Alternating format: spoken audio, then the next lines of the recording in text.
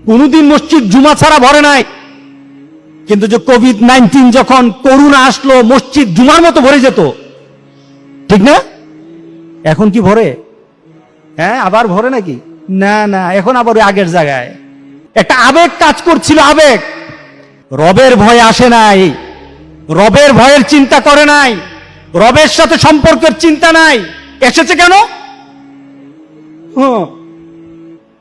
একটা ভয়। কিসের ভয়?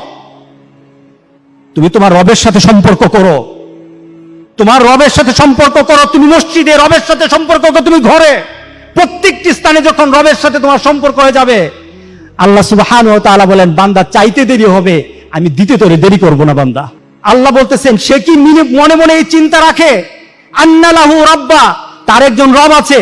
সে রব কি করবে? ইয়াগফিরুয যামবা, তার গুনাহকে maaf করে দিবে।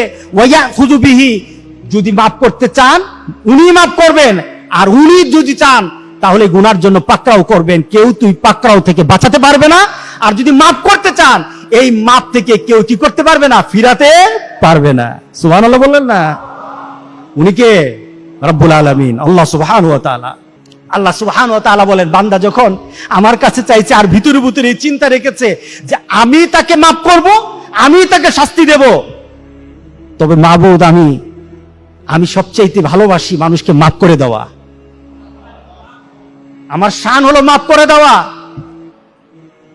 রাহমাতি, আমার রহমতকে, আমার মাগফিরাতকে গজবের উপর আমি সবসময় প্রাধান্য দিই। আমি মানুষকে শাস্তি দিতে আমি ভালোবাসি না।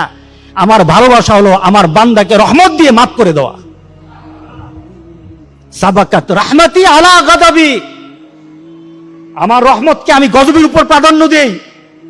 আমি সাথে সাথে আমার বান্দাকে বলি, গফিরতু লি আবদি, গফিরতু লি আবদি, গফিরতু লি আবদি।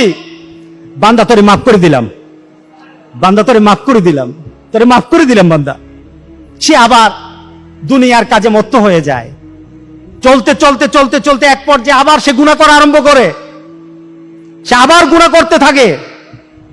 হঠাৎ হয়তো কোনো পরিবেশে বসেছে, কারো কথা শুনেছে, অথবা ভিতরে ভিতরে চিন্তা করেছে, আমি অনেককে দাফন করেছি, অনেককে জানাজা দিয়েছি, অনেকের কাফনের কাপড় আমি কাটতে দেখেছি, অনেককে আমি গোসল করাতে দেখেছি, অনেককে আমি জানাজায় উপস্থিত হয়েছি অনেকের।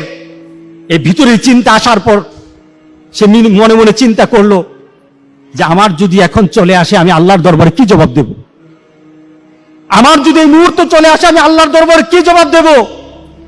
এই চিন্তা নিয়ে সে সাথে সাথে আল্লাহর দরবারে হাত পেতে বলে, মাবুদ, আমি গুনাহ করেছি, আসাবা জামবা, আমি গুনাহ করেছি, আমারে মাফ করে দাও, আমারে মাফ করে দাও। রব্বি আজনাবতু, আয় আল্লাহ আমি গুনাহ করেছি, আমাকে মাফ করে দাও। আল্লাহ সুবহানাহু ওয়া তাআলা সাথে সাথে ডাকের জবাব দিয়ে বান্দাকে বলতে থাকেন, আলিমা আব্দি। আবার ওই কথা, আলিমা আব্দি। সে কিন্তু এর আগে গুনাহ করেছে, আল্লাহ মাফ করে দিয়েছে, আবার গুনাহ করেছে।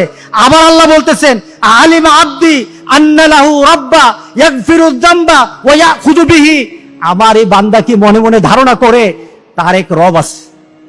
কি বলেন, আমাদের রব আছে কিনা? রবকে আল্লাহ সুবহানাল্লাহ।